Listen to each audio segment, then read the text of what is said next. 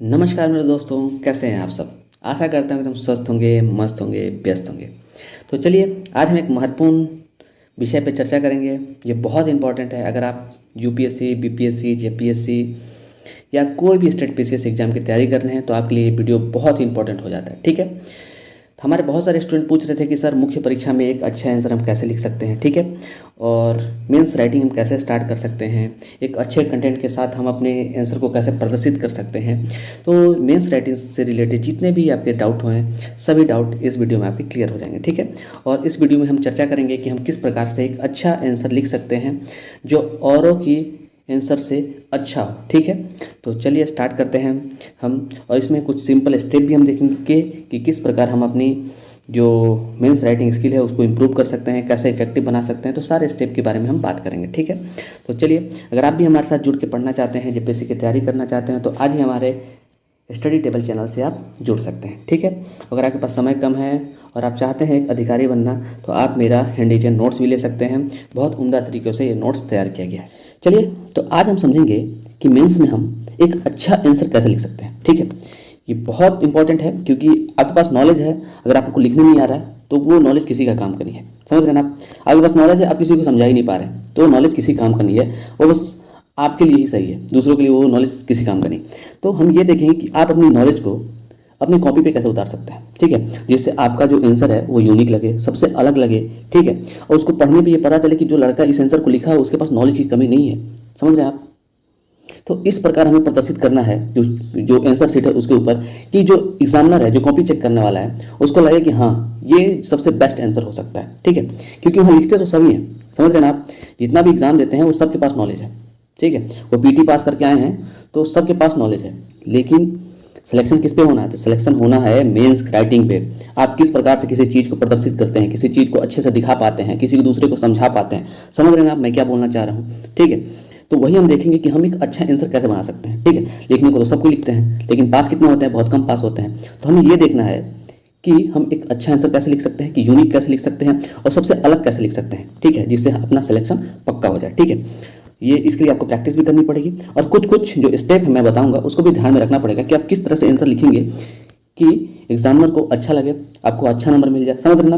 तो चलिए हम देखते हैं स्टेप 1 से। ठीक है। हम स्टेप 1 से देखते हैं कि आपका आंसर किस प्रकार हो कि लोगों को या फिर एग्जामिनर को अपनी ओर आकर्षित कर ले। समझ रहे ना। चलिए, तो पहला है कि अगर आप कोई भी मेंस का क्वेश्चन लिखने के लिए बैठे, ठीक है, तो पहले तो आपको जो क्वेश्चन है ना उसको आप आराम से 2 बार पढ़िए, कूल माइंड से 2 बार पढ़िए और एक एक वर्ड को पढ़िए। ठीक है। और उसमें आप जो क्वेश्चन को पढ़ रहे हैं उसमें समझिए कि क्वेश्चन का डिमांड क्या है, क्वेश्चन मांग क्या रहा है। ठीक है। कभी कभी क्या होता है ना, क्वेश्चन पूछ रहा है महत्व, हम बता रहे हैं विशेषता। समझ रहे ना। क्वेश्चन पूछ रहा है कुछ और, बता रहे हैं कुछ और। ठीक है।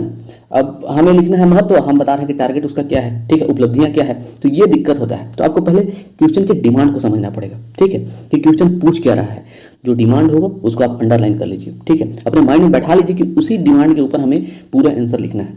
ठीक है। ये सबसे पहली बात। ठीक है। अब चलिए, जैसे कि यही है, जैसे पहला है ऊर्जा क्या है, हमारे व्यक्तित्व जीवन में ऊर्जा का क्या महत्व है। ठीक है। यह हमारे जीवन को किस प्रकार प्रभावित करता है, चर्चा करें। तो हमें क्या करना है, तो हमें यह देखना है कि इसमें पूछा क्या गया है। तो पूछा गया कि व्यक्तिगत जीवन पे ऊर्जा का महत्व। तो हमें फोकस किस पे करना है? व्यक्तिगत जीवन पे ऊर्जा के महत्व को फोकस करना है। समझ रहे आप। तो महत्व को हमको इस टाइप से दिखाना है कि वो हमारे जीवन पे किस प्रकार प्रभावित करता है, मतलब किस प्रकार वो हमारे जीवन को किसी तरह से इफेक्ट कर रहा है। समझ रहे हैं आप। प्रभावित करने की बात कर रहा है। ठीक है। तो हमारा जो की पॉइंट हमें क्या है, हमें उसके महत्व को समझाना है और किस तरीके से समझाना है, अपने जो व्यक्तिगत जीवन है उसके ऊपर उसका क्या प्रभाव है उसको देख के समझाना है। ठीक है। और वो किस प्रकार हमें प्रभावित कर रहा है, मतलब किस प्रकार हमारे जीवन को प्रभावित कर रहा है, या फिर लाभ दे रहा है या फिर हानि दे रहा है, उसको भी हमें समझाना है। ठीक है। तो आपको ये अंडरलाइन करना पड़ेगा कि हमें पूछना क्या है, बताना क्या है। नहीं तो पूछ रहा है ऊर्जा, आप स्टार्ट किए ऊर्जा लिखने लगे, नवीकरणीय ऊर्जा, सौर ऊर्जा, ये वो, ऐसे उद्देश्य क्या हो सकता है, क्या क्या प्रॉफिट है, क्या क्या लॉस है, आप लगे लिखने। ठीक है। तो ये बहुत दिक्कत हो जाता है। समझ रहे हैं आप मैं क्या कहना चाह रहा हूँ। तो आपको पहले क्या होना कि क्वेश्चन की डिमांड को समझना पड़ेगा। ठीक है। आप पहले क्वेश्चन की डिमांड को समझिए। ठीक। उसके बाद आप आगे का जो फॉर्मेट है उसको बनाइए। ठीक। अब आप समझ गए कि पहला स्टेप क्या करना है, आपको क्वेश्चन की डिमांड को समझना है। जो क्वेश्चन पूछेगा उसी का आंसर देना है, अन्यथा हमें अनावश्यक चीज़ लिखना ही नहीं है। समझ रहे हैं ना आप। अगर आप अनावश्यक चीज़ लिखते हैं तो एग्जामिनर के ऊपर बुरा प्रभाव पड़ता है। वो सोचता है कि यार इसको नॉलेज ही नहीं है, ये दूसरा चीज़ पूछ कुछ और रहा है। जब ये लड़का जो क्वेश्चन को नहीं समझ पा रहा तो आंसर क्या समझाएगा, समझ रहे हैं ना आप। तो इसी चीज़ पे हमें ध्यान देना है। पहला स्टेप क्या है, हमें क्वेश्चन की डिमांड को समझना है और उसी डिमांड के हिसाब से हमें एक रूपरेखा तैयार करना है। ठीक है, हमें रूपरेखा तैयार करना है कि हमें पहले क्या लिखना है। हमें पहले क्या लिखना है, परिभाषा लिख देना है। बीच में हमें क्या क्या लिखना है, कौन कौन सा चीज़ पे हमें ज़्यादा ध्यान देना है। ठीक है, महत्व पर ध्यान देना है व्यक्तिगत जीवन के आधार पर, और वो हमें कैसे प्रभावित करता है। इस टाइप से एक तो स्ट्रक्चर बना लेना है कि हमें क्या क्या लिखना है, क्या क्या हम लिख सकते हैं उसमें। ठीक है, जैसे प्रभावित करता है तो उसकी लाभ हानियाँ भी लिख सकते हैं कि किस प्रकार प्रभावित करता है, क्या लाभ हो सकते हैं, क्या हानियाँ हो सकती हैं ऊर्जा की। ठीक है, तो इसको भी आपको लिखना है। तो आप पहले स्ट्रक्चर बना ले। ठीक है, इतना आप बना लिए। अब सेकंड स्टेप चलते हैं। सेकंड स्टेप में क्या कहता है, ठीक है, सेकंड स्टेप में है कि आप अपने आंसर को किस प्रकार लिखें कि लोगों को समझ आए। ठीक है, कोई लड़का देखे तो उसे लगे कि हाँ क्वेश्चन अच्छे तरीके से लिखा गया है। ठीक है, तो आप क्या करें, पहले क्वेश्चन को तोड़ दें। पहले क्या पूछा था, पहले महत्व को पूछा था, तो पहले महत्व को हम लिखेंगे। ठीक है, पहले परिभाषा लिखेंगे, उसके बाद महत्व लिखेंगे, और वो हमारे व्यक्तिगत जीवन को किस प्रकार प्रभावित करता है उसको पहले समझाएंगे, समझ रहे ना। उसके बाद हम एक निष्कर्ष छोटा सा लिखेंगे। ठीक है, तो आपको ऐसे तोड़ना है। तो एक स्ट्रक्चर कैसे तैयार होगा, पहले क्या है, भूमिका, दूसरा मेन बॉडी, मतलब क्वेश्चन की डिमांड को मेन बॉडी में लिखना है। ठीक है, और कंक्लूजन, मतलब सबको समेट कर एक संक्षिप्त रूप में आपको अपना पॉइंट ऑफ व्यू के साथ एक निष्कर्ष देना है। ठीक है, तो ये हो गया निष्कर्ष। 3 भाग में हमें तोड़ना है, आप समझ गए ना, इंट्रोडक्शन, मेन बॉडी और कंक्लूजन, निष्कर्ष। अब हम देखेंगे कि हम इंट्रोडक्शन कैसे लिख सकते हैं। ठीक है, एक एक करके मैं सबको बताऊंगा, आप ध्यान से सुनते जाइएगा। ठीक है, और अगर आप आगे से अगर कोई आंसर लिखते हैं तो इसी प्रकार लिखिएगा, आपका जो प्रेजेंटेशन हो वो सबसे अलग हो जाएगा, समझ रहे ना। चलिए, अब हम पहले देखते हैं कि इंट्रोडक्शन हम क्या लिख सकते हैं, हम अपनी इंट्रोडक्शन को प्रभावशाली क्या बना सकते हैं।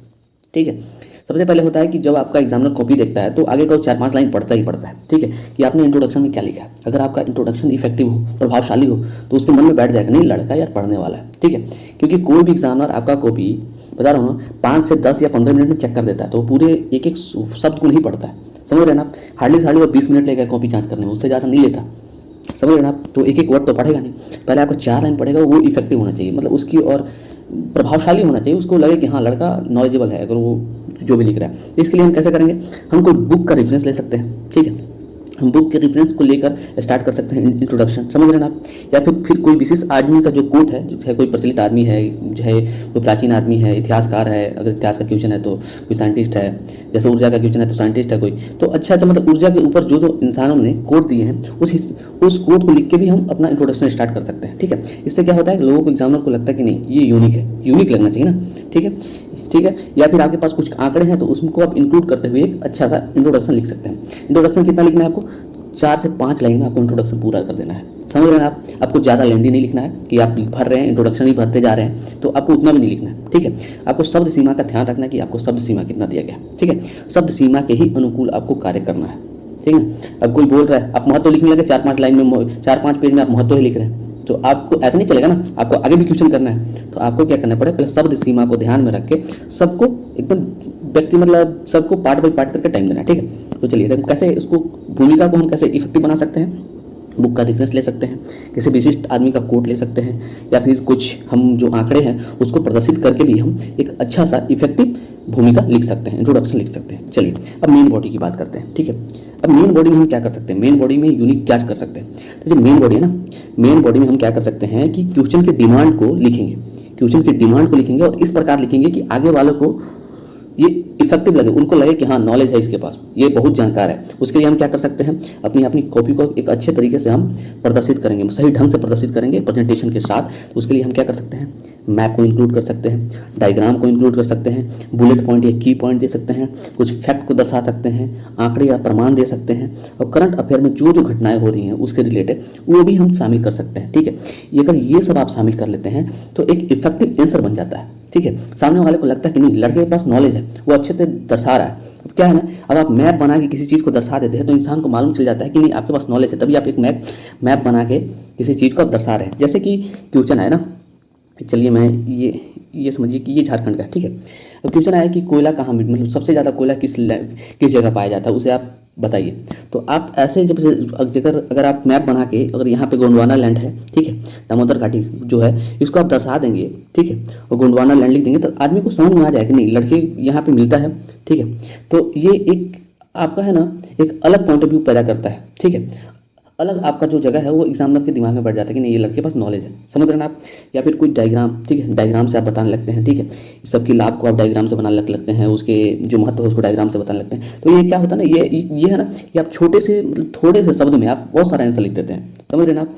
तो वो भी एक अलग प्रभाव डालता है किसी एग्जामिनर पर, ठीक है। आप पॉइंट बना के लिख सकते हैं, ठीक है, पॉइंट बना के लिख सकते हैं, फैक्ट को लिख सकते हैं। अगर फैक्ट लिखिए और फैक्ट को आप अंडरलाइन कर दीजिए तो उसको लगेगा कि नहीं लड़के के पास समझ है, समझ रहे हैं ना। आप आंकड़े को लिख सकते हैं, करंट अफेयर को जोड़ सकते हैं। हाँ, सबसे ज़्यादा करंट, अगर आप करंट अफेयर को मिलाकर लिखते हैं ना, सबसे इफेक्टिव आंसर है। मतलब एग्जामिनर को पता चले कि नहीं ये लड़का अभी भी जुड़ा हुआ है, इसको मालूम है करंट में इसमें क्या क्या हो रहा है, समझ रहे हैं ना।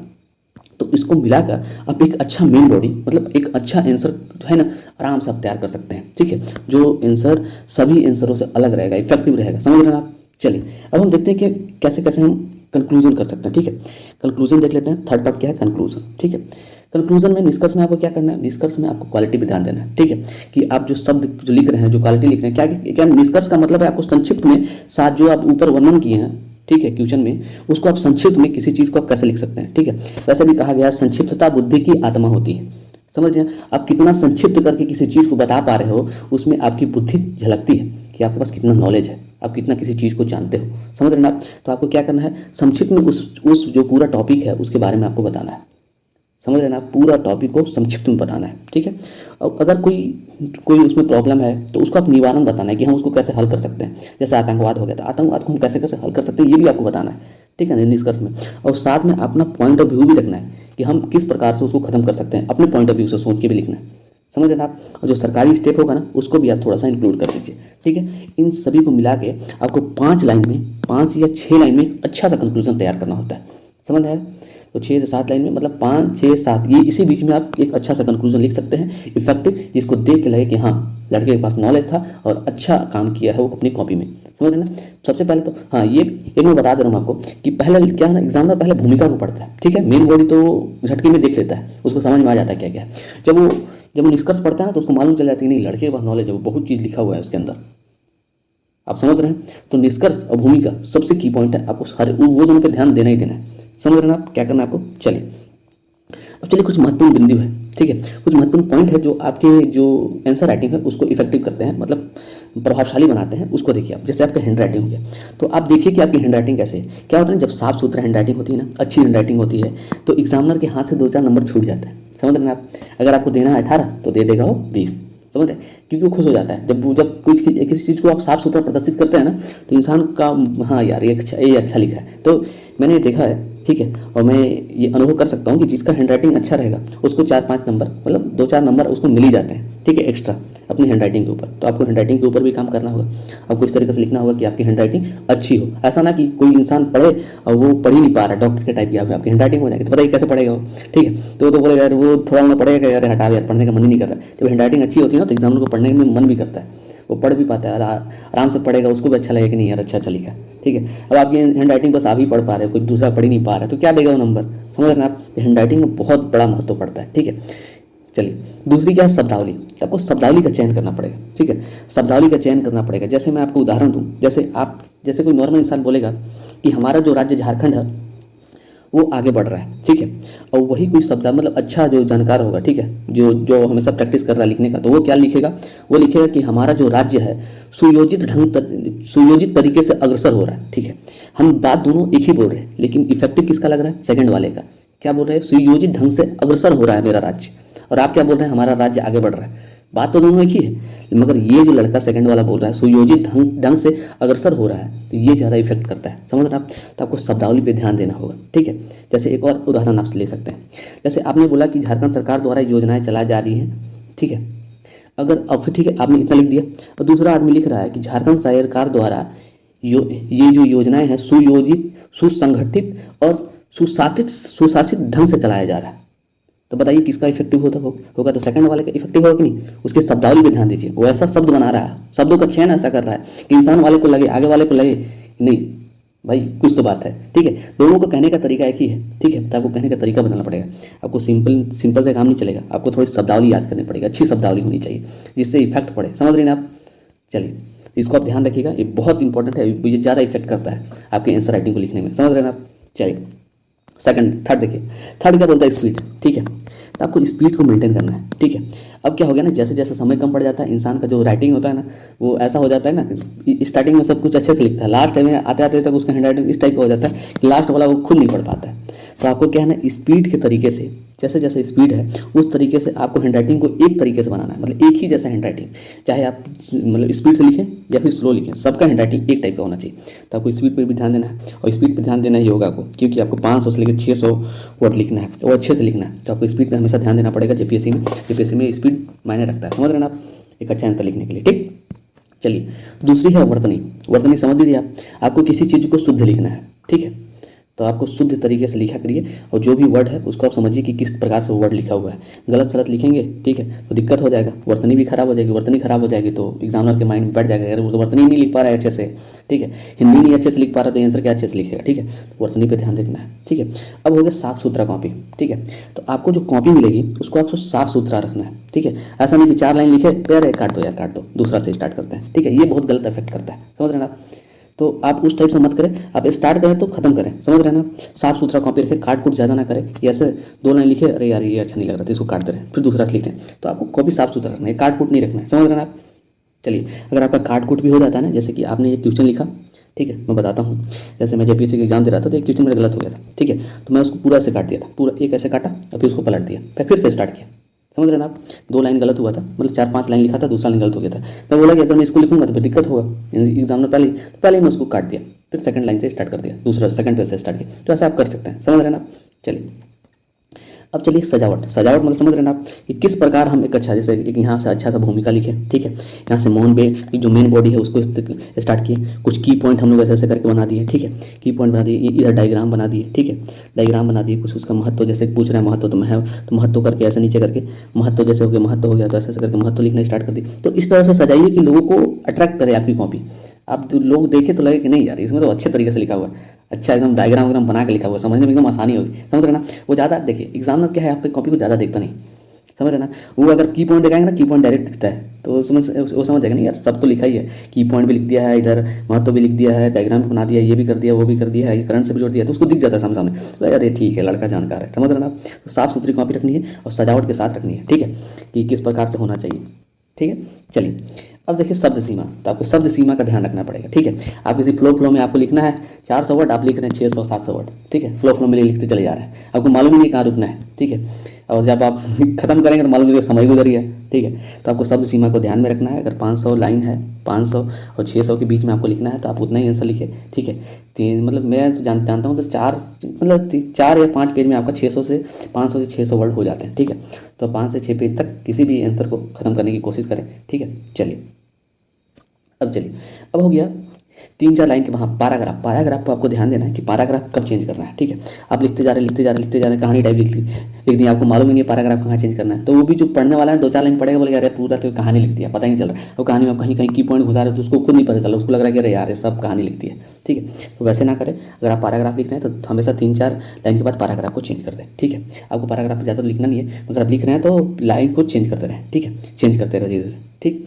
3-4 लाइन में पैराग्राफ को चेंज करते हैं। और हाँ, और जो आपका इंपॉर्टेंट लाइन है, जैसे कोई अच्छा वर्ड है या फिर आंकड़े हैं, उसको आप अंडरलाइन करते जाइए, ठीक है। ऐसा नहीं कि पूरा अंडरलाइन करके पेज भर दिए, ठीक है, उसी चीज़ को अंडरलाइन करना है, वो जो बहुत इंपॉर्टेंट है, ठीक है। जैसे क्या होता है अंडरलाइन पर, अगर इंसान जैसे कि कोई एग्जाम में अंडरलाइन वर्ड को दिखते रहे ना, तो उसको पता चल जाता है नहीं ये सही है, ये अच्छा लिखा है, हाँ हाँ यहाँ आंकड़े को दर्शाया है, यहाँ ये है, वहाँ यो है, ठीक है। तो ये अच्छा एक बताता है, मतलब प्रभाव डालता है, समझ रहे ना आप।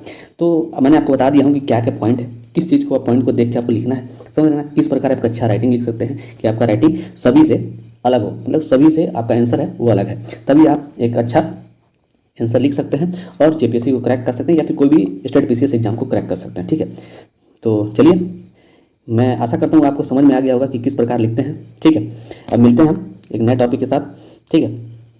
और मैं सोच रहा था कि इस टॉपिक में बता दूं, क्योंकि बहुत सारे स्टूडेंट थे मेरे जो पूछते रहते थे कि सर कैसे लिखा जाता है, कैसे लिखते हैं, कैसे क्या करते हैं, ठीक है। कभी लिखी नहीं हूँ, कभी लिखा नहीं हूँ, तो मुझे बता दीजिए। तो उनके लिए है ये, आप सोच समझ के आप लिख सकते हैं। और मेरे को आशा है कि आप जितने मैं बता दी उतने में आप समझ गए होंगे कि किस प्रकार से आपको एक अच्छा आंसर लिखना है, ठीक है ना। और वैसे भी 11 जेपीएससी का नोटिफिकेशन आने वाला है, अगले महीने में आ जाएगा, क्योंकि इस महीने में जेपीएससी अध्यक्ष का चुनाव हो जाएगा, ठीक है, चेयरमैन की नियुक्ति हो जाएगी और अगले मंथ में शायद आपका जेपीएससी का नोटिफिकेशन आ जाएगा। तो आप तैयारी में लगे रहिए। अभी से मेंस का जो है ना आंसर राइटिंग करते रहिए। आप पीटी के साथ साथ आंसर राइटिंग करिए क्योंकि बहुत कम समय बचता है, ठीक है। तो चलिए, अगर आप भी हमारे साथ जुड़ के पढ़ना चाहते हैं तो आज ही हमारे स्टडी टेबल चैनल को आप सब्सक्राइब कर सकते हैं, लाइक कर सकते हैं, ठीक है। और हमारे स्टडी चैनल से आप पढ़ भी सकते हैं, हम फ्री ऑफ कॉस्ट पढ़ाते हैं, ठीक है। जेपीएससी की तैयारी कराते हैं, ठीक। अभी हमारे यहाँ पीटी का तैयारी चल रहा है तो आप पीटी की तैयारी कर सकते हैं। हमारा रोज़ वीडियो आता है, उसको आप देख के हम क्या सिलेबस वाइज हर एक टॉपिक को ले लेके पढ़ाते हैं, ठीक है। उसके बाद आप एमसीक्यू लगाते रहिए, कोई दिक्कत नहीं, ठीक है। अगर आपके पास जेपीएससी का नोट्स नहीं है तो आप मेरे से जेपीएससी का नोट्स ले सकते हैं पीटी का, ठीक है। क्योंकि मैं समझ सकता हूँ आपके पास, अगर आप जॉब करते हैं ना तो आपके पास समय कम होगा, ठीक है। तो जिसके पास समय कम हो तो मेरा नोट्स ले सकता है, क्योंकि मैंने अपने नोट्स में उतना ही चीज़ लिखा है जितना जरूरी है, ठीक है। मैं आलतू फालतू का चीज़ नहीं लिखा हूँ, पॉइंट टू पॉइंट अपने नोट्स को बनाया हूँ और डायग्राम के साथ बनाया हूँ कि किसी को भी पता चल जाए कि हाँ किस प्रकार से क्वेश्चन है, किस प्रकार से नोट्स है, समझ रहे ना आप, ठीक है। फालतू का पढ़ने से कोई मतलब नहीं है। अगर आप बुक्स पढ़ना चाहते हैं तो आराम से पढ़िए। बुक में ये दिक्कत है कि बुक इतने मोटे मोटे हैं ना, पता ही नहीं चलता क्या पढ़ना है क्या नहीं पढ़ना है, ठीक है। बुक में तो पूरा ज्ञान दिया हुआ है, ठीक है। तो बुक पढ़ाने के लिए मतलब पढ़ने के लिए भी एक तो रहना चाहिए कि किस प्रकार से हमें पढ़ना है, ठीक है। अगर अपना नोट्स ले लेते हैं तो मेरे नोट्स में बस उतना ही चीज़ लिखा हुआ है जितना सिलेबस के आधारित है, ठीक है। सिलेबस के अनुसार पढ़िए, एकदम आराम से पास हो जाएगा। नहीं तो बुक के चक्कर में रहिएगा तो पूरा पढ़ने के चक्कर में रहिएगा तो कुछ हाथ में नहीं आएगा, समझ रहे आप। सिलेबस के अनुसार पढ़िए क्योंकि जेपीएससी सिलेबस के अनुसार ही पूछता है किसी भी क्वेश्चन को, ठीक है। अब क्वेश्चन पूछ रहा है शासन व्यवस्था से 7 नंबर, आप उसको पढ़े जा रहे हैं, अंदर अंदर पढ़े जा रहे हैं, पूरा शासन व्यवस्था रट दिए हैं, पूरा शुरू से लेकर अंत तक अंदर अंदर घुस घुस के पढ़ लिए भाई। तो आप पढ़े कितना, 7 ही नंबर ना आने वाला है, उससे ज़्यादा 30 नंबर थोड़े आ जाएगा शासन व्यवस्था से, ठीक है। तो आप की पॉइंट पढ़िए ना, उसको पढ़ते हुए पार होइए, जितना आपको जरूरत है उतना पढ़िए। उसको हिस्ट्री में घुस घुस के पढ़िएगा दिक्कत है, ठीक है। आपका जितना से काम बन जाता है उतना ही पढ़ा करिए, ठीक है। क्योंकि पढ़ाई तो भाई अनंत है, तो हमें स्मार्ट तरीके से पढ़ना है, ठीक है। इस टाइप से नहीं पढ़ना, भीड़ की तरह नहीं पढ़ना, पूरा भीड़ पढ़ रहा है जिस टाइप को उसी टाइप से नहीं पढ़ना है, हमें स्मार्ट तरीके से पढ़ना है। अगर आप स्मार्ट तरीके से पढ़ते हैं, स्मार्ट तरीके से नोट्स बनाते हैं तो आपका सिलेक्शन पक्का है, समझ रहे हैं ना आप।